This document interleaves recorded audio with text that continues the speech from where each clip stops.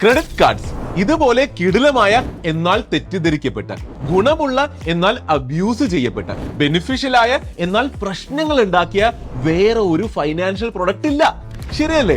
എല്ലാരും ക്രെഡിറ്റ് കാർഡ്സിന്റെ കുറെ നല്ല ഉപയോഗങ്ങളും ബെനിഫിറ്റ്സും ഒക്കെ കേട്ടിട്ടുണ്ടാകും.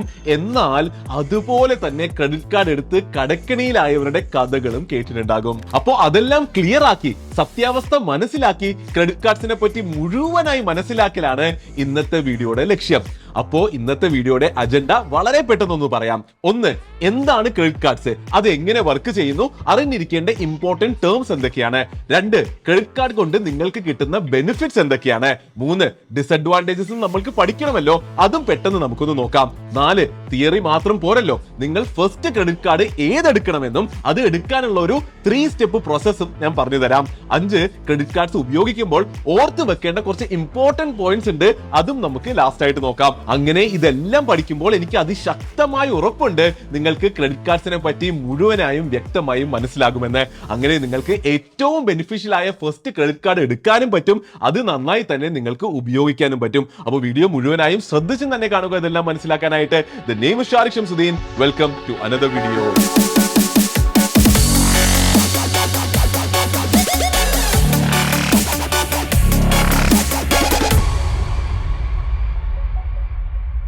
അപ്പൊ ആദ്യം തന്നെ ഒരു കാര്യം ഒന്ന് ഞാൻ പറഞ്ഞോട്ടെ.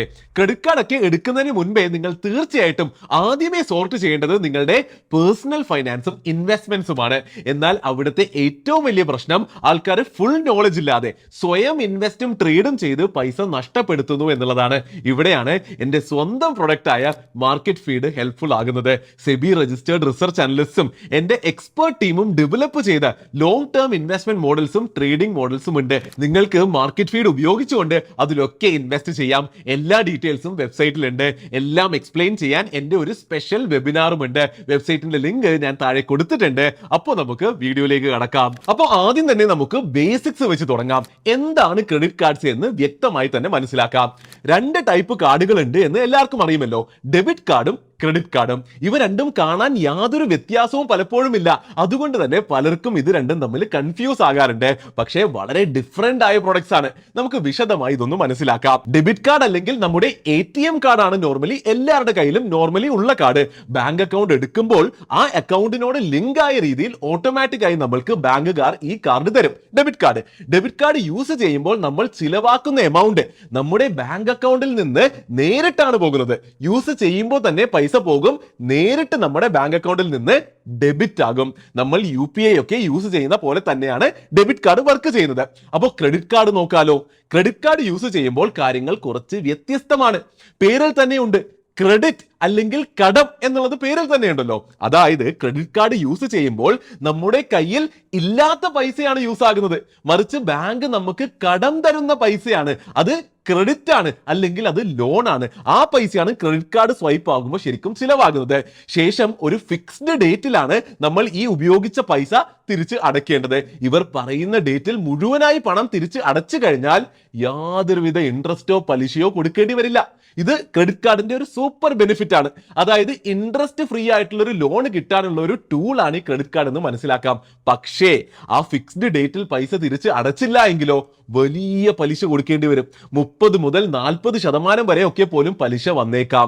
അപ്പൊ എന്താണെന്ന് മനസ്സിലായല്ലോ. ഡെബിറ്റ് കാർഡ് എന്ന് പറഞ്ഞാൽ നമ്മുടെ കയ്യിലുള്ള പൈസ തന്നെ നേരിട്ട് ഉപയോഗിക്കാനുള്ള കാർഡാണ്. ക്രെഡിറ്റ് കാർഡ് എന്ന് പറഞ്ഞാല് നമ്മുടെ കയ്യിൽ ഇല്ലാത്ത പൈസ ബാങ്കിന്റെ അടുത്ത് നിന്ന് കടം എടുത്തുകൊണ്ട് ലോൺ എടുത്തുകൊണ്ട് ഉപയോഗിക്കാനുള്ള കാർഡാണ് ക്രെഡിറ്റ് കാർഡ്. അപ്പോൾ ഈസിയായി കാര്യങ്ങൾ മനസ്സിലാക്കാൻ ക്രെഡിറ്റ് കാർഡിനെ വേണമെങ്കിൽ ലോൺ കാർഡ് എന്നും വേണമെങ്കിൽ പെട്ടെന്ന് പഠിച്ചു വെക്കാം. ഈസിയായി പെട്ടെന്ന് ലോൺ എടുക്കാൻ സഹായിക്കുന്ന ഒരു കാർഡ്. സമയത്ത് തിരിച്ചടച്ചാൽ ഇൻട്രസ്റ്റും ഇല്ല, അടിപൊളി തന്നെയല്ലേ. അപ്പൊ ഒരു എക്സാമ്പിൾ കൂടി നോക്കി ഇതിനെ വ്യക്തമായി നമുക്കൊന്ന് മനസ്സിലാക്കാം. എന്റെ അക്കൗണ്ടിൽ ഇപ്പോൾ ഒരു 50,000 രൂപയുണ്ട് എന്ന് വിചാരിക്കുക. ഞാനൊരു 30,000 രൂപയുടെ ഫോൺ വാങ്ങാൻ പ്ലാൻ ചെയ്യുകയാണ്. എന്റെ കയ്യിൽ 2 ഓപ്ഷൻസ് ഉണ്ട്. വേണമെങ്കിൽ എനിക്ക് എന്റെ ഡെബിറ്റ് കാർഡ് യൂസ് ചെയ്തുകൊണ്ട് അത് വാങ്ങാം, അല്ലെങ്കിൽ ക്രെഡിറ്റ് കാർഡ് യൂസ് ചെയ്തുകൊണ്ട് വാങ്ങാം. ഫസ്റ്റ് കേസിൽ ഞാൻ ഡെബിറ്റ് കാർഡ് യൂസ് ചെയ്യുന്നു. ഞാൻ ഫോൺ വാങ്ങി, എന്നാൽ എന്റെ അക്കൗണ്ടിൽ നിന്ന് 30,000 രൂപ നേരെ പോയിട്ടുണ്ട്. അങ്ങനെ എന്റെ അക്കൗണ്ടിലെ ബാലൻസ് 20,000 രൂപയായി. ഇനി സെക്കൻഡ് കേസിലോ ഞാൻ ക്രെഡിറ്റ് കാർഡാണ് ഉപയോഗിക്കുന്നത്. ദാ എന്റെ കയ്യിൽ ഫോൺ കിട്ടിയിട്ടുണ്ട്, എന്നാൽ അക്കൗണ്ടിലെ പൈസ പോയിട്ടുമില്ല. ബാങ്ക് അക്കൗണ്ടിൽ ബാലൻസ് ഇപ്പോഴും 50,000 രൂപ തന്നെയുണ്ട്. എന്റെ ക്രെഡിറ്റ് കാർഡിലാണ് പൈസ ചിലവായത്. അത് അടുത്ത മാസം ഞാൻ തിരിച്ചു കൊടുത്താൽ മതി. സമയത്ത് തിരിച്ചു കൊടുത്താൽ പലിശ കൊടുക്കേണ്ട, അല്ലെങ്കിൽ വലിയ പലിശ കൊടുക്കേണ്ടി വരും. അപ്പോൾ അങ്ങനെ ക്രെഡിറ്റ് കാർഡിന്റെ ലോകം നിങ്ങൾക്ക് മനസ്സിലായി തുടങ്ങി എന്ന് ഞാൻ ശക്തമായി പ്രതീക്ഷിക്കുന്നു.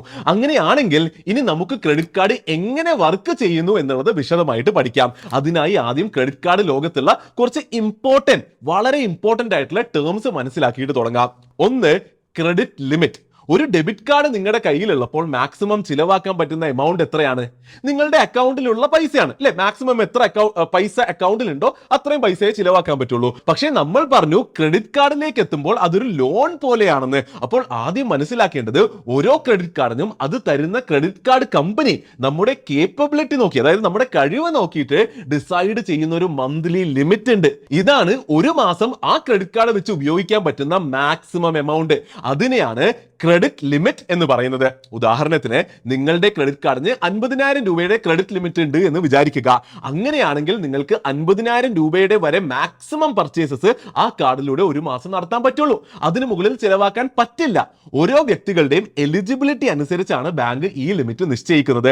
ആൾക്കാർ ഓവർ സ്പെൻഡ് ചെയ്യാതിരിക്കാനും ബാങ്കിന് സ്വയം പ്രൊട്ടക്ഷനുമായിട്ടാണ് ഈ ലിമിറ്റ് എക്സിസ്റ്റ് ചെയ്യുന്നത്. രണ്ടാമത്തെ ഇമ്പോർട്ടന്റ് ടേം ബില്ലിംഗ് സൈക്കിൾ. ഇപ്പോൾ നമ്മൾ പഠിച്ച ക്രെഡിറ്റ് ലിമിറ്റ് ഒരു മാസത്തേക്ക് എന്ന് പറഞ്ഞല്ലോ. ആ ഒരു ഫിക്സ്ഡ് പീരീഡിനെയാണ് ശരിക്കും ബില്ലിംഗ് സൈക്കിൾ എന്ന് പറയുന്നത്. ഉദാഹരണത്തിന് ഒരു മാസം 20-ാം തീയതി മുതൽ അടുത്ത മാസം 20-ാം തീയതി വരെ.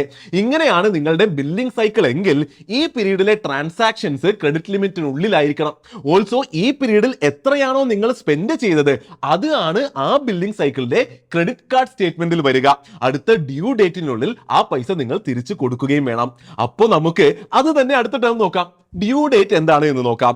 നമ്മൾ ലാസ്റ്റ് ബില്ലിംഗ് സൈക്കിളിൽ ഉപയോഗിച്ച പൈസ തിരിച്ചു കൊടുക്കേണ്ട ലാസ്റ്റ് ഡേറ്റ് ആണ് due date. Billing cycle end ചെയ്യുന്ന ദിവസം ക്രെഡിറ്റ് കാർഡ് സ്റ്റേറ്റ്മെന്റ് ജനറേറ്റ് ആകും. സ്റ്റേറ്റ്മെന്റ് ജനറേറ്റ് ആയതിന് ഏകദേശം 15 ദിവസം കഴിഞ്ഞായിരിക്കും ഈ ഡ്യൂ ഡേറ്റ് വരിക. ആ ദിവസത്തിനുള്ളിൽ എന്ന് വേണമെങ്കിലും മുഴുവനായി എമൗണ്ട് നമുക്ക് സെറ്റിൽ ചെയ്യാം. മുഴുവനായിട്ട് പൈസ നമുക്ക് ക്രെഡിറ്റ് കാർഡ് കമ്പനിക്ക് അടച്ചു കൊടുക്കാം. അങ്ങനെ ചെയ്താൽ ഒരു പൈസ പോലും ഇൻട്രസ്റ്റ് കൊടുക്കേണ്ടി വരില്ല. ഡ്യൂ ഡേറ്റ് കഴിഞ്ഞാണ് പേയ്മെന്റ് നടത്തുന്നതെങ്കിൽ എത്ര ദിവസം കഴിയുന്നോ ഓരോ ദിവസവും ഇൻട്രസ്റ്റ് കാൽക്കുലേറ്റ് ചെയ്യപ്പെട്ട് അത് നമ്മൾ കൊടുക്കേണ്ടി വരും. അടുത്ത മനസ്സിലാക്കേണ്ട ടേം മിനിമം ഡ്യൂ. എല്ലാ സ്റ്റേറ്റ്മെന്റിലും ഈ ഒരു വാക്ക് കാണാൻ പറ്റും, മിനിമം ഡ്യൂ. ഇത് യൂഷ്വലി ടോട്ടൽ ബില്ലിന്റെ 5% ഒക്കെ മാത്രമായിരിക്കും. ബാങ്ക് നിങ്ങളോട് പറയും ഇത് മാത്രം പേ ചെയ്താൽ മതി, നിങ്ങളുടെ ഈ മാസത്തിന്റെ ബില്ല് സെറ്റിൽ ആയ പോലെ ഞങ്ങൾ കണ്ടോളാം എന്ന്. പക്ഷേ ഇതൊരു ട്രാപ്പാണ്. ബാലൻസ് പെൻഡിങ് വെച്ചാൽ ആ പെൻഡിങ് എമൗണ്ടിന് മുകളിൽ 40-42% വരെ ആനുവൽ ഇൻട്രസ്റ്റ് ചാർജ് ചെയ്യും. അത് നിങ്ങൾ കൊടുക്കേണ്ടി വരും. അടുത്തത് reward points and cash backs. ഓരോ ക്രെഡിറ്റ് കാർഡിനും അതിന്റെ ടൈപ്പും ക്ലാസും എല്ലാം അനുസരിച്ച് ചിലവാക്കുന്ന പൈസയുടെ പുറത്ത് ക്രെഡിറ്റ് കാർഡ് കമ്പനി റിവാർഡ് പോയിന്റ്സോ ക്യാഷ് ബാക്കോ തരും. റിവാർഡ് പോയിന്റ്സ് ആണെങ്കിൽ നമുക്ക് ഹോട്ടൽ ബുക്ക് ചെയ്യാനും ഫ്ലൈറ്റ് ബുക്ക് ചെയ്യാനും മറ്റ് ഓൺലൈൻ പർച്ചേസസിനും എല്ലാം തന്നെ ഉപയോഗിക്കാൻ പറ്റും. ക്യാഷ് ബാക്ക് ആണ് എങ്കിൽ അത് നേരെ ക്യാഷ് ആയി തന്നെ നമ്മുടെ സ്റ്റേറ്റ്മെന്റിൽ വരും. കൂടുതൽ ക്രെഡിറ്റ് കാർഡ് ഉപയോഗിക്കാനും കൂടുതൽ ഉപയോഗിക്കുന്നവരെ റിവാർഡ് ചെയ്യാനുമാണ് ഈ പരിപാടികൾ ഉള്ളത്. ഫൈനലി മനസ്സിലാക്കേണ്ട ഇമ്പോർട്ടന്റ് ടേം ആനുവൽ ഫീ ആണ്. ഒരു ഫിക്സ്ഡ് ആനുവൽ മെയിൻ്റനൻസ് ചാർജ് പോലെ ക്രെഡിറ്റ് കാർഡ് കമ്പനി ഈടാക്കുന്ന ചാർജിനെയാണ് ആനുവൽ ഫീ എന്ന് പറയുന്നത്. 0 മുതൽ, അതായത് 0 മുതൽ 3 ലക്ഷം രൂപ വരെ ആനുവൽ ഫീ വരുന്ന കാർഡുകൾ ഇന്ന് ഇന്ത്യയിലുണ്ട്. കാർഡുകൾ പ്രീമിയം ആകും തോറും അതിന്റെ കൂടെ വരുന്ന ബെനിഫിറ്റ്സും കൂടും. അപ്പോൾ ആനുവൽ ഫീയും കൂടാൻ സാധ്യതയുണ്ട്. പക്ഷെ പേടിക്കേണ്ട ഒരു ആവശ്യവുമില്ല. ഓൾമോസ്റ്റ് എല്ലാ ബാങ്കുകൾക്കും ആനുവൽ ഫീ 0 ആയ, അല്ലെങ്കിൽ വർഷം ഇത്ര രൂപയൊക്കെ ചിലവാക്കിയാൽ ഫീസ് 0 ആകുന്ന ക്രെഡിറ്റ് കാർഡുകൾ അവൈലബിൾ ആണ്. അതുകൊണ്ട് തുടക്കക്കാർക്ക് അത് എടുക്കാൻ പറ്റും. വലിയ ഫീസ് കൊടുക്കുമെന്ന് ആലോചിച്ച് പേടിക്കേണ്ട ആവശ്യമില്ല. അപ്പോൾ ബേസിക് ക്രെഡിറ്റ് കാർഡ് ടേംസ് കൂടി മനസ്സിലായ സ്ഥിതിക്ക് ഇനി എന്താണ് ക്രെഡിറ്റ് കാർഡ്സിന്റെ ബെനിഫിറ്റ്സ് എന്ന് വിശദമായി നമുക്ക് പഠിക്കാം. ആദ്യത്തെയും ഏറ്റവും ബേസിക്കുമായ benefit quick, easy, effortless loan കിട്ടുന്നു എന്നുള്ളത് തന്നെയാണ്. എന്തെങ്കിലും അത്യാവശ്യം വന്നാൽ പെട്ടെന്ന് പൈസ കിട്ടാൻ ഉപയോഗിക്കാം. അല്ലെങ്കിൽ ബാങ്കിൽ നിന്നൊക്കെ ഒരു ലോൺ കിട്ടാൻ എത്ര പാടാണെന്ന് നമുക്കറിയാലോ. ഇതാകുമ്പോൾ ഒന്ന് സ്വൈപ്പ് ചെയ്താൽ മാത്രം മതി, സ്പോട്ടിൽ തന്നെ ഇല്ലാത്ത പൈസ സ്പെൻഡ് ചെയ്യാൻ പറ്റും. അതിന്റെ കൂടെ കറക്റ്റ് സമയത്ത് ആ പൈസ തിരിച്ചടച്ചാൽ പലിശ ഇല്ല എന്നത് ഇതിനെ കുറച്ചുകൂടി അടിപൊളിയാക്കുന്നു. ഇവിടെ ഒരു കാര്യം കൂടി ആഡ് ചെയ്യേണ്ടത്, കയ്യിൽ ചിലവുകൾക്ക് പൈസ ഉണ്ടെങ്കിലും ക്രെഡിറ്റ് കാർഡ് യൂസ് ചെയ്താൽ കയ്യിലെ പൈസ ബാങ്കിൽ തന്നെ കിടന്ന് എക്സ്ട്രാ ഇൻട്രസ്റ്റ് ഇൻട്രസ്റ്റ് ഏൺ ചെയ്തു തരും. അങ്ങനെ കയ്യിലെ പൈസയിൽ കുറച്ചാണെങ്കിലും എക്സ്ട്രാ ഗ്രോത്ത് ഉണ്ടാക്കാൻ പറ്റും. അടുത്ത വരുന്ന ബെനിഫിറ്റ് EMI-ൽ അല്ലെങ്കിൽ മന്ത്ലി ഇൻസ്റ്റാൾമെന്റ് വഴി സാധനങ്ങൾ വാങ്ങാൻ ഹെൽപ്പ് ചെയ്യുന്നു എന്നുള്ളതാണ്. പലപ്പോഴും ക്രെഡിറ്റ് കാർഡ് ഉണ്ടെങ്കിൽ മാത്രമാണ് ഇന്ന് ഓൺലൈനിലും കടകളിലും ഒക്കെ EMI-ൽ സാധനങ്ങൾ വാങ്ങാൻ പറ്റുള്ളൂ. ഇനി EMI ഓപ്ഷൻ ഒരു പ്രൊഡക്റ്റിലോ നിങ്ങൾ പോയ കടയിലോ ഇല്ല എങ്കിലും ക്രെഡിറ്റ് കാർഡ് സ്വൈപ്പ് ചെയ്താൽ ആ പർച്ചേസിനെ പിന്നീട് നമുക്ക് ക്രെഡിറ്റ് കാർഡ് കമ്പനി വഴി EMI ആക്കി കൺവേർട്ട് ചെയ്യാൻ പറ്റും. അതായത് ക്രെഡിറ്റ് കാർഡ് ഉണ്ട് എങ്കിൽ മോസ്റ്റ്ലി ഈസിയാണ് EMI എടുക്കാൻ. അടുത്ത benefit rewards and cash backs ആണ്. ലോകത്തെ എല്ലായിടത്തും ഏറ്റവും ബുദ്ധിപരമായി ക്രെഡിറ്റ് കാർഡ് ഉപയോഗിക്കുന്നവർക്ക് ഇതാണ് ബിഗ്ഗസ്റ്റ് ബെനിഫിറ്റ്. അല്ലാതെ ഈസി ക്രെഡിറ്റ് അല്ല. പലരും ഇല്ലാത്ത പൈസയെ ചിലവാക്കാനുള്ള ഒരു ടൂളായി ക്രെഡിറ്റ് കാർഡിനെ കാണുമ്പോൾ ഇന്റലിജന്റ് ആൾക്കാർ കയ്യിൽ പൈസ ഇരിക്കെ ചിലവുകൾ ഈ കാർഡുകളിലൂടെ റൂട്ട് ചെയ്തുകൊണ്ട് മാക്സിമം റിവാർഡ്സ് വാങ്ങിയെടുക്കുന്നു. കോമൺ ബേസിക് റിവാർഡ്സ് ആയി airport lounge access, hotel memberships, concierge services, golf course access, airport pickup drop ഒക്കെയാണ് ചർച്ച ചെയ്യപ്പെടാറ്. എന്നാലും നിങ്ങളുടെ വരുമാനം അനുസരിച്ച് കാർഡിന്റെ ക്ലാസ് അനുസരിച്ച് ഈ ബെനിഫിറ്റ്സ് കൂടിക്കൊണ്ടേയിരിക്കും.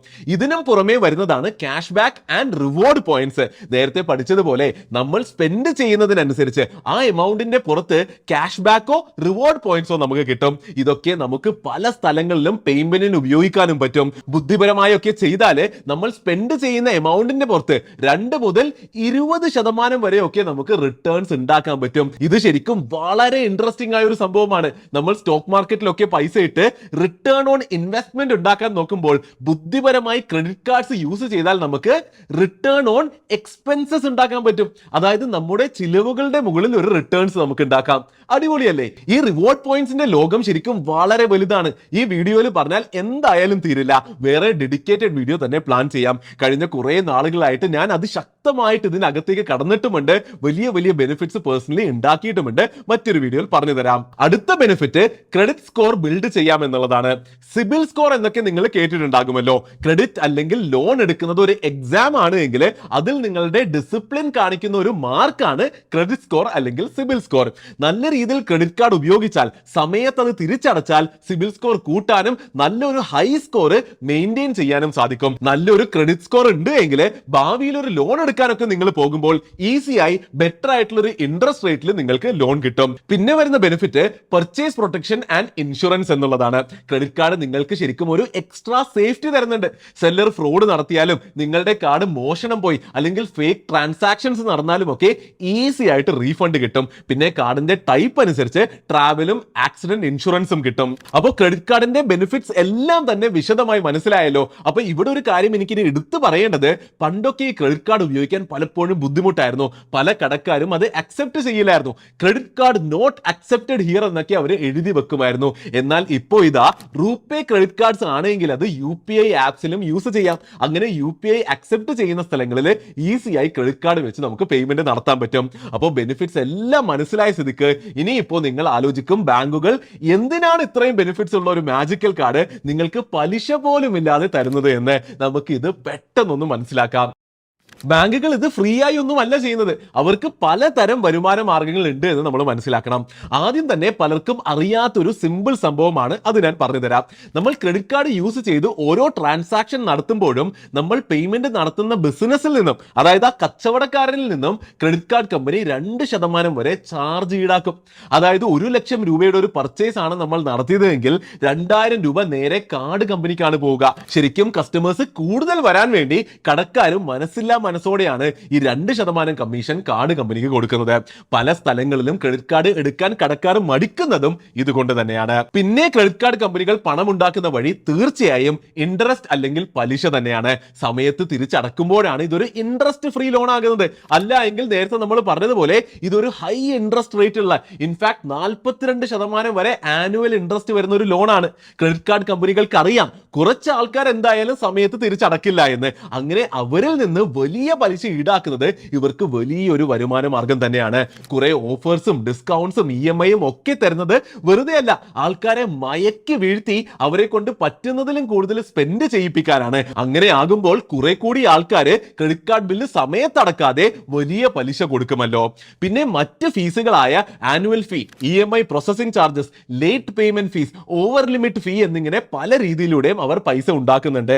അതുപോലെ തന്നെ നമ്മൾ റിവാർഡ് പോയിന്റ്സും വൗച്ചേഴ്സും ഒക്കെ വെച്ച് പർച്ചേസസ് നടത്തുമ്പോൾ ആ ബ്രാൻഡ്സിന്റെ കയ്യിൽ നിന്ന് ഒരു കമ്മീഷനും പലപ്പോഴും ക്രെഡിറ്റ് കാർഡ് കമ്പനികൾക്ക് കിട്ടലുണ്ട്. ഇതിനൊക്കെ പുറമെ നല്ല കസ്റ്റമേഴ്സുമായി നല്ല റിലേഷൻഷിപ്സ് മെയിൻറ്റെയിൻ ചെയ്ത് അതിലൂടെ ഇൻഷുറൻസ് പോലുള്ള മറ്റ് പ്രൊഡക്ട്സും അവർക്ക് വിൽക്കാൻ സാധിക്കും. അതിലൂടെയും ഇവർ പൈസ ഉണ്ടാക്കുന്നുണ്ട്. അപ്പോൾ അങ്ങനെ നമ്മൾ ക്രെഡിറ്റ് കാർഡ്സിന്റെ ബെനിഫിറ്റ്സും പഠിച്ചു, കാർഡ് കമ്പനികൾ എന്തിനിത് ചെയ്യുന്നു എന്നും പഠിച്ചു. Easy free credit, cash back, credit score building എല്ലാം വളരെ നല്ല കാര്യങ്ങൾ തന്നെയാണ്. പക്ഷേ ഇതിനൊരു ഓപ്പോസിറ്റ് സൈഡുമുണ്ട്. ക്രെഡിറ്റ് കാർഡ് തെറ്റായി യൂസ് ചെയ്താൽ വലിയ പ്രശ്നങ്ങൾ ഉണ്ടായേക്കാം. അപ്പോൾ ഇനി നമുക്ക് ക്രെഡിറ്റ് കാർഡിന്റെ പ്രശ്നങ്ങളെ പറ്റി ഡീറ്റെയിൽഡ് ആയിട്ട് പഠിക്കാം. നമ്മൾ നല്ലതായി നിന്നാൽ ഇവനാണ് ഏറ്റവും നല്ല സുഹൃത്ത്, പക്ഷേ തെറ്റിയാൽ ഇവനേക്കാൾ വലിയൊരു ശത്രു വേറെയില്ല. പ്രശ്നം നമ്പർ 1, ഡ്യൂ ഡേറ്റിൽ കൃത്യമായി ക്രെഡിറ്റ് കാർഡ് ബിൽ, അതായത് നമ്മൾ ഉപയോഗിച്ച പൈസ തിരിച്ചടച്ചില്ല എങ്കിൽ നമ്മൾ ഓൾറെഡി പഠിച്ചതുപോലെ വളരെ വലിയ പലിശ കൊടുക്കേണ്ടി വരും. 36% പോട്ടെ, 42% വരെ ആനുവൽ ഇൻട്രസ്റ്റ് വരും. അത് നമ്മൾ കൊടുക്കേണ്ടി വരും. ഇതാണ് ശരിക്കും ഇന്ത്യയിലെ ഏറ്റവും കൂടുതൽ ഇൻട്രസ്റ്റ് റേറ്റ് ഉള്ള ലോണ്. വലിയ ഇൻട്രസ്റ്റ് കൊടുക്കേണ്ടി വരുമെന്ന് മാത്രമല്ല, നമ്മൾ ഈ പൈസ സമയത്ത് തിരിച്ചടച്ചില്ല എങ്കിൽ നമ്മുടെ സിബിൽ സ്കോർ പോലും കാര്യമായി അഫക്ട് ചെയ്യും. അത് താഴേക്ക് വന്നേക്കാം. പ്രശ്നം നമ്പർ 2, ഹിഡൻ ചാർജസ്. പലരും ശ്രദ്ധിക്കാതെ പോകുന്ന ഹിഡൻ ചാർജസ് ആയി പലതുമുണ്ട്. ഇത് ശരിക്കും ക്രെഡിറ്റ് കാർഡിന്റെ വലിയൊരു പ്രശ്നമാണ്. ലേറ്റ് ഫീസ്, ക്യാഷ് ATM നിന്ന് വിഡ്രോ ചെയ്താലുള്ള ഫീസ്, EMI ആക്കുമ്പോൾ വരുന്ന ഫീസ്, പിന്നെ EMIക്ക് ഉള്ള ഇൻട്രസ്റ്റും അതിന്റെ പുറത്തുള്ള GSTയും, ഇങ്ങനെ പല ചാർജസ് ഉണ്ട് എന്ന് വ്യക്തമായി മനസ്സിലാക്കുക. ട്രാപ്സ് അവോയ്ഡ് ചെയ്യുക. പ്രശ്നം നമ്പർ 3, ഓവർ സ്പെൻഡിങ് ട്രാപ്പ്. ഇതാണ് ഏറ്റവും വലിയ പ്രശ്നങ്ങളിൽ ഒന്ന്. ബാങ്കുകൾക്ക് അറിയാം മനുഷ്യരുടെ നാച്ചുറൽ ടെൻഡൻസി പൈസ ചിലവാക്കി അടിച്ചു പൊളിക്കലാണ് എന്ന്. അതുകൊണ്ട് തന്നെ അവർ പലപ്പോഴും ഒരാളുടെ മാസ വരുമാനത്തിന്റെ 3 ഇരട്ടി വരെയാണ് ക്രെഡിറ്റ് ലിമിറ്റ് ആയി കൊടുക്കുക. ഇങ്ങനെ വലിയ ലിമിറ്റ് കിട്ടുമ്പോൾ, ഒന്ന് സ്വൈപ്പ് ചെയ്താൽ ഈസി ലോൺ കിട്ടുമ്പോൾ പലരും സ്വയം മറന്ന് ചിലവുകൾ ചെയ്യുന്നു. അങ്ങനെ കടക്കെണിയിൽ, അതായത് ഡെറ്റ് ട്രാപ്പിൽ വീണു പോകുന്നു. ജീവിതം നശിച്ചു പോകുന്നു. ശരിയല്ലേ? നിങ്ങളുടെ ചുറ്റും തന്നെ ഇങ്ങനെയൊക്കെ ചെയ്ത് ഒരു ക്രെഡിറ്റ് കാർഡ് വെച്ച് മറ്റേ ക്രെഡിറ്റ് കാർഡ് ഒക്കെ സെറ്റിൽ ചെയ്ത് സ്ട്രഗിൾ ചെയ്ത് ജീവിക്കുന്നവരെ നിങ്ങളും കണ്ടിട്ടുണ്ടാകുമല്ലോ. ഡയമണ്ട് നെക്ലേസ് സിനിമയിലെ ഫഹദ് ഫാസിലിനൊക്കെ പറ്റിയതും ഇത് തന്നെയാണ്. അപ്പൊ ഇതൊരു വലിയ വലിയ പ്രശ്നമാണ്. ഇതിനെപ്പറ്റി ഞാൻ അവസാനവും എന്തായാലും പറയുന്നുണ്ട്. അപ്പോൾ എന്തായാലും ഡിസഡ്വാൻറ്റേജസ് നോക്കിയാൽ ക്ലിയർ ആണ്. High interest rate, late fees, hidden charges, minimum due trap, EMI and over spending, അതിലൂടെ വരുന്ന ഡെറ്റ് ട്രാപ്പ്.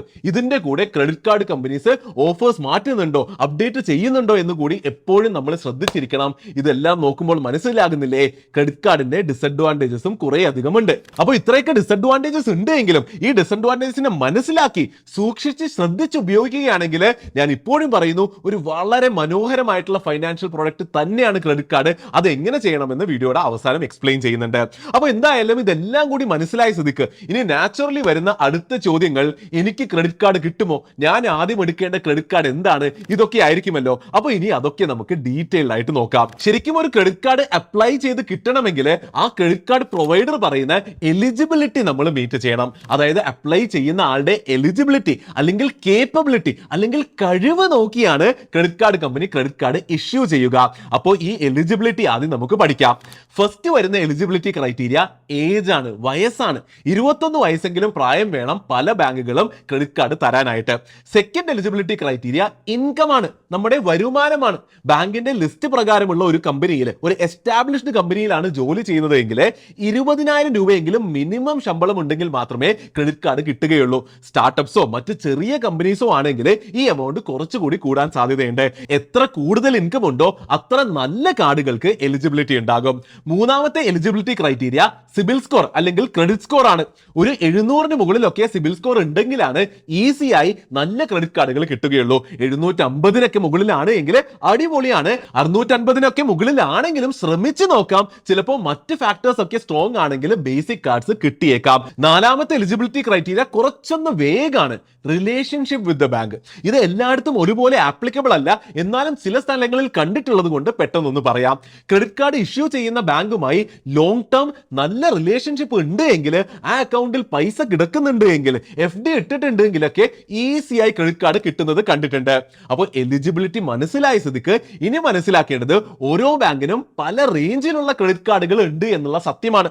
അധികം റിവാർഡ്സും ബെനിഫിറ്റ്സും ഇല്ലാത്ത ബേസിക് ക്രെഡിറ്റ് കാർഡ്സ് മുതൽ അതിശക്തമായ റിവാർഡ്സ് ഉള്ള ഹൈ എൻഡ് ലക്ഷറി കാർഡ്സ് വരെ ഉണ്ടാകും. ഇവിടെ ശ്രദ്ധിക്കേണ്ടത് ഒരാളുടെ ഇൻകവും ക്രെഡിറ്റ് ഹിസ്റ്ററിയും ബാങ്കുമായുള്ള റിലേഷനും ഒക്കെ അനുസരിച്ച് അയാൾ എലിജിബിൾ ആയിട്ടുള്ള ക്രെഡിറ്റ് കാർഡ്സ് അത് പലതായിരിക്കും.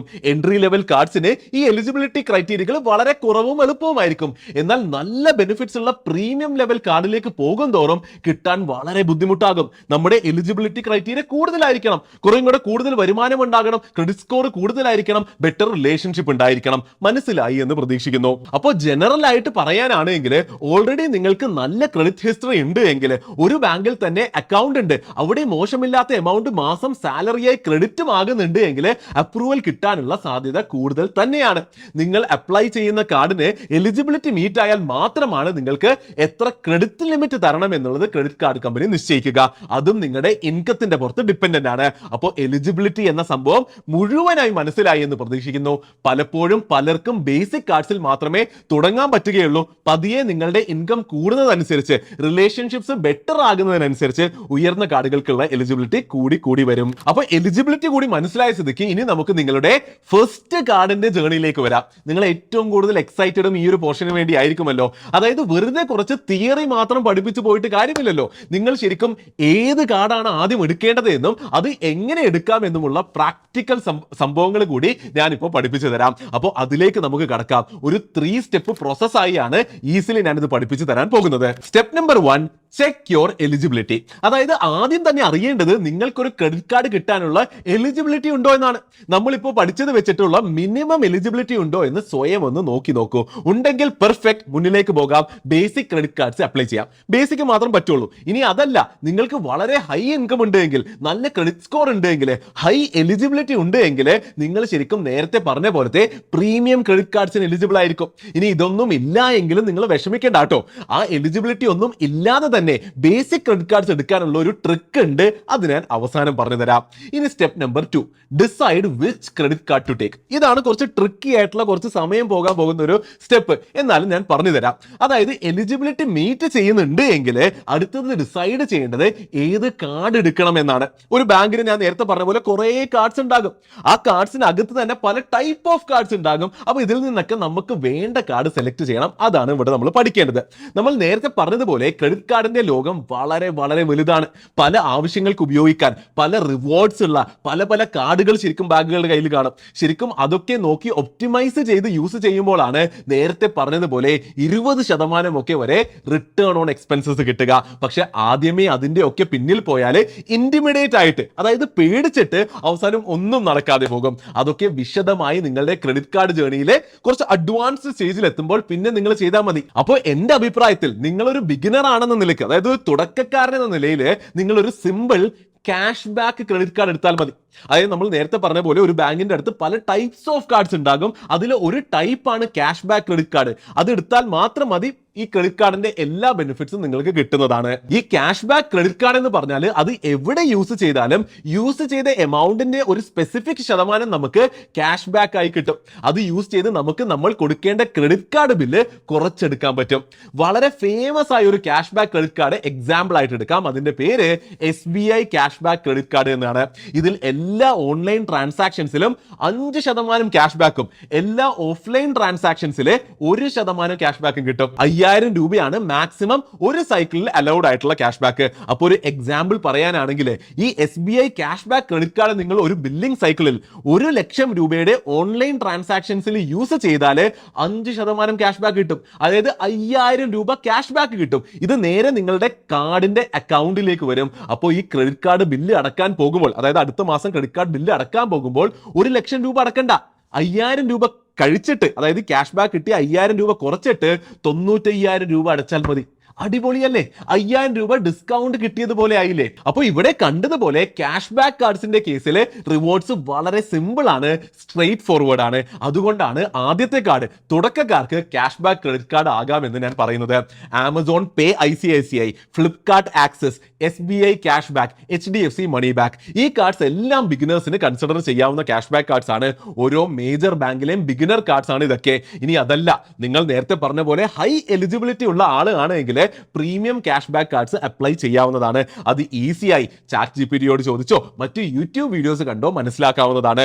ഓരോന്നിന്റെയും ഡീറ്റെയിൽസ് വിശദമായി മനസ്സിലാക്കി നമ്മൾ പഠിച്ചതുപോലെ ആനുവൽ ഫീസും എലിജിബിലിറ്റിയും ക്യാഷ് ബാക്ക് റിവാർഡ്സും മറ്റ് റിവാർഡ്സും ഒക്കെ കമ്പയർ ചെയ്ത് ഉചിതമെന്ന് തോന്നുന്നത് നിങ്ങൾക്ക് സെലക്ട് ചെയ്യാം.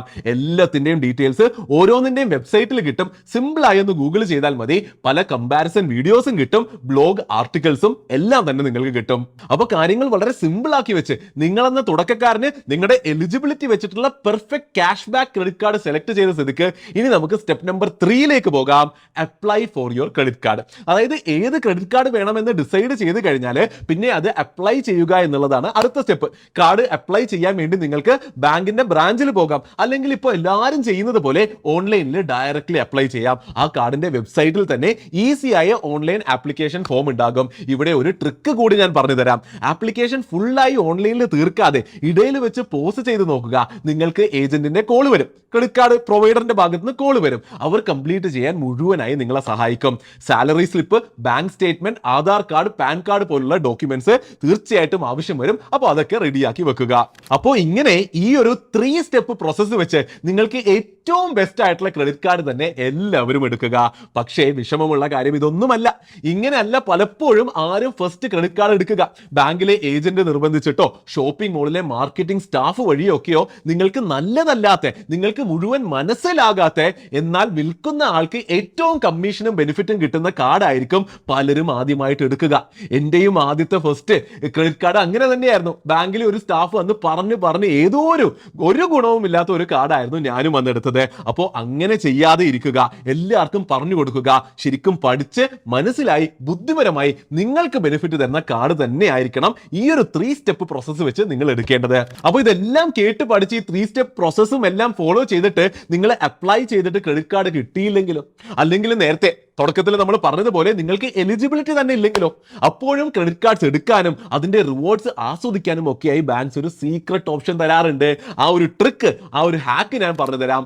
FD backed secured credit card. അതായത് സിമ്പിൾ ആയി പറഞ്ഞാൽ എലിജിബിലിറ്റി ഇല്ല എങ്കിലും നിങ്ങൾ ബാങ്കിൽ 50,000 രൂപ FD ഇട്ടാൽ ബാങ്ക് നിങ്ങൾക്ക് അതിന്റെ 75% മുതൽ 90% വരെ ക്രെഡിറ്റ് ലിമിറ്റ് ഉള്ള ഒരു ക്രെഡിറ്റ് കാർഡ് തരും. ഇതിനെയാണ് ഒരു സെക്യൂർഡ് ക്രെഡിറ്റ് കാർഡ് അല്ലെങ്കിൽ ഒരു FD ബാക്ക്ഡ് ക്രെഡിറ്റ് കാർഡ് എന്ന് പറയുന്നത്. ഇതൊരു നല്ല സ്മാർട്ട് സ്റ്റാർട്ടർ ഓപ്ഷൻ ആണ് ബിഗിനേഴ്സിന് വേണ്ടിയിട്ട്. എടുത്തതിന് ശേഷം ടൈംലി പേയ്മെന്റ്സ് ചെയ്യുന്നതിലൂടെ പതിയെ നിങ്ങൾക്ക് ക്രെഡിറ്റ് സ്കോർ ബിൽഡ് ചെയ്തുകൊണ്ട് കാർഡ് അപ്ഗ്രേഡ് ചെയ്യാനും മറ്റ് കാർഡുകൾ എടുത്തുകൊണ്ട് ലിമിറ്റ്സും ബെനിഫിറ്റ്സും എക്സ്പാൻഡ് ചെയ്യാനും സാധിക്കും. ഇങ്ങനെ FDക്കെതിരെ ക്രെഡിറ്റ് കാർഡ് ഓൾമോസ്റ്റ് എല്ലാ ബാങ്കുകളും ഇന്ന് ഇഷ്യൂ ചെയ്യുന്നുണ്ട്. അപ്പോൾ ഇത് എടുക്കാനായിട്ട് നിങ്ങൾ നിങ്ങളുടെ ബാങ്കുമായി ബന്ധപ്പെടുക. ബാങ്കിലെ നിങ്ങളുടെ റിലേഷൻഷിപ്പ് മാനേജർ ആയിട്ടോ ബാങ്ക് മാനേജർ ആയിട്ടോ അല്ലെങ്കിൽ ആരാണോ ബന്ധത്തിലുള്ളത് അവരുമായിട്ട് സംസാരിക്കുക.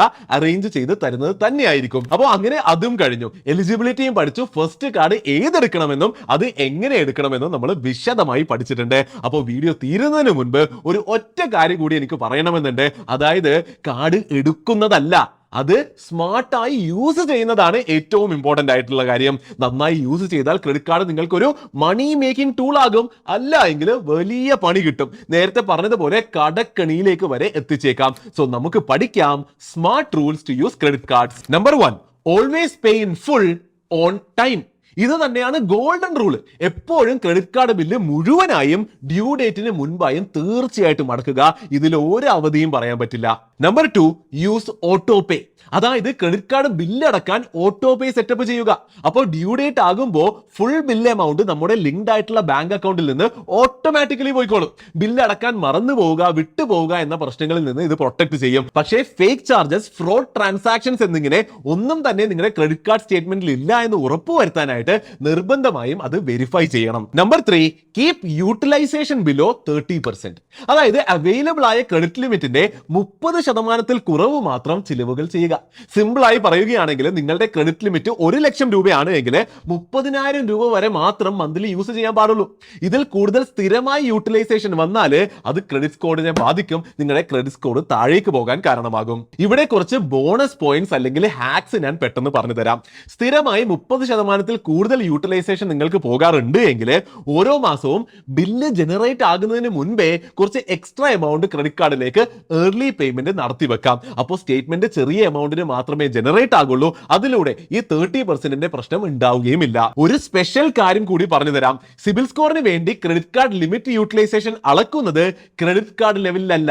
എന്നാൽ നിങ്ങളുടെ എല്ലാ ക്രെഡിറ്റ് കാർഡും കൂട്ടിവെച്ച് ടോട്ടൽ ലിമിറ്റ് എത്രയാണോ അതിന്റെ 30% യൂട്ടിലൈസേഷൻ മെയിൻറ്റെയിൻ ചെയ്താൽ മതി. അതായത് മൾട്ടിപ്പിൾ കാർഡ്സ് ഉള്ള വ്യക്തികൾ ഓരോ കാർഡിലും ഈ 30% റൂൾ ഫോളോ ചെയ്യേണ്ട ആവശ്യമില്ല. ഓവറോൾ ലിമിറ്റിന്റെ പുറത്താണ് കണ്ണുവെക്കേണ്ടത്.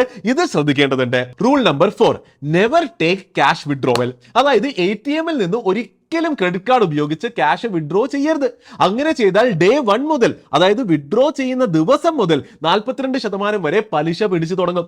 അതിന്റെ കൂടെ എക്സ്ട്രാ ക്യാഷ്, അഡ്വാൻസ് ഫീ എന്നൊക്കെ പറഞ്ഞും പല ചാർജസ് പിടിക്കും. ഇങ്ങനെ വലിയ ചാർജസ് വരും എന്നുള്ളത് കൊണ്ട് ഒരിക്കലും ക്രെഡിറ്റ് കാർഡ് ഉപയോഗിച്ച് ATM-ൽ നിന്ന് ക്യാഷ് വിഡ്രോ ചെയ്യരുത്. ഇനി റൂൾ നമ്പർ 5, ഇതാണ് ശരിക്കും ഏറ്റവും ഇമ്പോർട്ടന്റ് ആയിട്ടുള്ള rule. Don't fall for credit card traps. അതായത് കയ്യിലില്ലാത്ത പൈസ അവൈലബിൾ ആകുമ്പോൾ, ഈസി EMI കിട്ടുമ്പോൾ, എക്സ്ട്രാ ഓഫേഴ്സും ഡിസ്കൗണ്ട്സും കിട്ടുമ്പോൾ പലരും സ്വയം മറന്ന് അധിക ചിലവുകളിലേക്കും ദൂർത്തിലേക്കും പോകും. 30,000 രൂപയൊക്കെ ശമ്പളമുള്ളവർ പോലും 1 ലക്ഷത്തിന്റെ ഐഫോൺ ഒക്കെ ഒന്നും തന്നെ ആലോചിക്കാതെ ക്രെഡിറ്റ് കാർഡ് സ്വൈപ്പ് ചെയ്ത് വാങ്ങുന്നത് നമ്മുടെ ചുറ്റും വളരെ കോമൺ ആയിട്ടുണ്ട്. അങ്ങനെയൊക്കെ ചെയ്താൽ നേരത്തെ പറഞ്ഞ പോലെ കടക്കണിയിലേക്ക് പെട്ടുപോകും. ദയവ് ചെയ്ത് ഇത് ചെയ്യാതിരിക്കുക. ഈസി ലോൺ കിട്ടുന്നു എന്നുള്ളത് ഒരിക്കലും ഒരു റീസൺ ആകരുത് ചിലവുകൾ ചെയ്യാൻ. ആരെയും ഇംപ്രസ് ചെയ്യിക്കാനോ ബോധിപ്പിക്കാനോ ആയിട്ടും ചിലവുകൾ ചെയ്യാൻ പാടില്ല. ഫൈനാൻഷ്യൽ ഡിസിപ്ലിനോട് കൂടി മാത്രം ക്രെഡിറ്റ് കാർഡിനെ യൂസ് ചെയ്യുക. ഞാൻ നേരത്തെ പറഞ്ഞതുപോലെ ഇങ്ങനെ ഒരു ഡിസിപ്ലിനോടുകൂടി ശ്രദ്ധിച്ച് ബുദ്ധിപരമായി ഉപയോഗിക്കുകയാണെങ്കിൽ എല്ലാ ഡിസഡ്വാൻറ്റേജസും മാറിയിട്ട് വളരെ മനോഹരമായിട്ടുള്ള ഒരു ഫൈനാൻഷ്യൽ പ്രൊഡക്റ്റ് തന്നെയാണ് ക്രെഡിറ്റ് കാർഡ് എന്നുള്ളത്. ഇനി rule number 6, plan big purchases in line with offers. അതായത് വലിയ പർച്ചേസസ് ബാങ്ക് ഓഫേഴ്സിന്റെ ടൈമിൽ പ്ലാൻ ചെയ്യുക. ദീപാവലി, ഓണം, ന്യൂ ഇയർ, ഫ്ലിപ്കാർട്ടിന്റെ ബിഗ് ബില്യൺ ഡേയ്സ്, ആമസോണിന്റെ ഗ്രേറ്റ് ഇന്ത്യൻ ഷോപ്പിംഗ് ഫെസ്റ്റിവൽ എന്നിങ്ങനെയൊക്കെയുള്ള ടൈമിലാണ് ശരിക്കും SBIയും HDFCയും ICICിയും പോലത്തുള്ള ബാങ്ക്സ് അവരുടെ കാർഡുകളിൽ വലിയ ഓഫേഴ്സ് തരുന്നത്. ഇത് നോക്കി ചെയ്താൽ തന്നെ വലിയ സേവിങ്സ് ഉണ്ടാക്കാൻ പറ്റും. അപ്പൊ ബുദ്ധിപരമായി ഉപയോഗിക്കുന്നതിൽ ഈ റൂളും പെടുത്തുക. ഈ റൂൾസിന്റെ ഒക്കെ കൂടെ, അതായത് നമ്മൾ ഡിസ്കസ് ചെയ്ത ഈ 6 റൂൾസിന്റെയും കൂടെ കുറച്ചുകൂടി കാര്യങ്ങൾ ഞാനൊന്ന് പെട്ടെന്ന് പറയാം. നിങ്ങളുടെ ബാങ്ക് മാക്സിമം റിവാർഡ് പോയിന്റ്സ് തരുന്ന സമയങ്ങളും വെബ്സൈറ്റുകളും ഒക്കെ ഉണ്ടാകും. അതൊക്കെ നോക്കി വെക്കുക. നിങ്ങളുടെ കാർഡ് ഇന്റലിജന്റ് ആയി യൂസ് ചെയ്താലാണ് നമ്മൾ ആദ്യം ഡിസ്കസ് ചെയ്ത പോലെ മാക്സിമം റിവാർഡ്സ് കിട്ടുക. അത് നിങ്ങൾക്ക് പ്ലാൻ ചെയ്ത് ചെയ്യാവുന്നതാണ്. അതുപോലെ തന്നെ EMI എടുത്തേ പറ്റൂ എന്നാണ് എങ്കിൽ നോ കോസ്റ്റ് EMI ആണ് എടുക്കുന്നതെന്ന് എപ്പോഴും ഉറപ്പുവരുത്തുക. അപ്പോൾ നിങ്ങൾ എന്തായാലും വീഡിയോ ഇതുവരെ കണ്ടിട്ടുണ്ട് എങ്കിൽ തുടക്കക്കാർക്ക് എല്ലാവർക്കും ക്രെഡിറ്റ് കാർഡ്സിനെ പറ്റി മുഴുവനായി തന്നെ മനസ്സിലാക്കാൻ പറ്റി എന്ന് ഞാൻ അതിശക്തമായി തന്നെ വിശ്വസിക്കുന്നു. നിങ്ങൾക്ക് ഫസ്റ്റ് ക്രെഡിറ്റ് കാർഡ് എടുക്കുന്നതിന് മുന്നേ കാര്യങ്ങൾ മനസ്സിലായതിന്റെ കോൺഫിഡൻസ് കിട്ടി എന്നും ഞാൻ ശക്തമായി തന്നെ പ്രതീക്ഷിക്കുന്നു. ഇവിടെ ഒരു കാര്യം ഒന്നുകൂടി ഒന്ന് ഓർമ്മിപ്പിച്ചോട്ടെ. ഞാൻ പലരെയും കണ്ടിട്ടുണ്ട്, ഒരു പക്വതയും ഇല്ലാതെ ക്രെഡിറ്റ് കാർഡ് എടുത്ത് അതിലുള്ള മാക്സിമം ലിമിറ്റ് ഉപയോഗിച്ച് തീർത്ത് അടുത്ത ശമ്പളം വന്നില്ലെങ്കിൽ ബില്ലിന്റെ ഒരു തരി പോലും അടക്കാൻ പറ്റാതെ ജീവിക്കുന്നവർ. ചിലർ ഒരു ക്രെഡിറ്റ് കാർഡിനെ വെച്ച് അടുത്തത് അടച്ച് അവിടുന്ന് ഇങ്ങോട്ട് തിരിച്ച് പൈസ മറിച്ചൊക്കെ ജീവിക്കുന്നു. ഇങ്ങനെ ഫുൾ ഒരു റൊട്ടേഷനിൽ കിടന്ന് കറങ്ങുന്നു. ഞാൻ നിങ്ങളോടൊരു റിക്വസ്റ്റ് ചെയ്യുകയാണ്, ഇതുപോലെയുള്ള പരിപാടിയിലേക്ക് ഒരിക്കലും ഇറങ്ങാതിരിക്കുക. നല്ല മൂർച്ചയുള്ള ഒരു കത്തി തന്നെയാണ് ക്രെഡിറ്റ് കാർഡ്സ്. നല്ലോണം ഉപയോഗിച്ചില്ലെങ്കിൽ കൈ മുറിയുക തന്നെ ചെയ്യും. Be responsible, especially with credit cards. കടക്കണിയിൽ പെട്ടുപോയാൽ ജീവിതം തന്നെ തീർന്നു പോകും, നശിച്ചു പോകും. ആ പോയ ജീവിതം തിരിച്ചു പിടിക്കൽ വളരെ പാടുമാകും. അതിനെപ്പറ്റി വിശദമായ വീഡിയോ ഞാൻ ഓൾറെഡി ചെയ്തിട്ടുണ്ട്. ദാ മുകളിൽ ഐ ബട്ടണിൽ കൊടുത്തിട്ടുമുണ്ട്. തീർച്ചയായിട്ടും കാണുക. ക്രെഡിറ്റ് കാർഡ് ഡിസിപ്ലിനോട് കൂടി, റെസ്പോൺസിബിലിറ്റിയോട് കൂടി മാത്രം ഉപയോഗിക്കുക. അങ്ങനെ ഉപയോഗിക്കുകയാണെങ്കിൽ നമ്മൾ പഠിച്ചതുപോലെ കുറേ അധികം ബെനിഫിറ്റ്സും അഡ്വാൻറ്റേജസും ഉണ്ട്. അപ്പോൾ നിങ്ങൾക്ക് എല്ലാം തന്നെ മുഴുവനായി മനസ്സിലായി എന്ന് ഞാൻ ശക്തമായി വിശ്വസിക്കുന്നു. അപ്പോൾ ഇനി ബാക്കിയുള്ളത് ഇൻഡെപ്ത് ആയി ഒരു ക്രെഡിറ്റ് കാർഡ് പോർട്ട്ഫോളിയോ എങ്ങനെ ബിൽഡ് ചെയ്യാം, റിവാർഡ്സ് മാക്സിമൈസ് ചെയ്യാനുള്ള സ്ട്രാറ്റജീസ് ഒക്കെയാണ്. അതൊക്കെ അഡ്വാൻസ്ഡ് കാര്യങ്ങളാണ്, അത്യാവശ്യമുള്ളതല്ല. പിന്നീട് മറ്റൊരു വീഡിയോയിൽ നമുക്ക് വിശദമായിട്ട് പഠിക്കാം. അപ്പോൾ ഈ വീഡിയോ ഇഷ്ടപ്പെട്ടെങ്കിൽ തീർച്ചയായിട്ടും ലൈക്ക് ചെയ്യുക, മാക്സിമം ആൾക്കാരിലേക്ക് ഷെയർ ചെയ്ത് എത്തിച്ചു കൊടുക്കുക. അപ്പോൾ അടുത്ത വീഡിയോയിൽ കാണുന്നത് വരെ നന്ദി, നമസ്കാരം.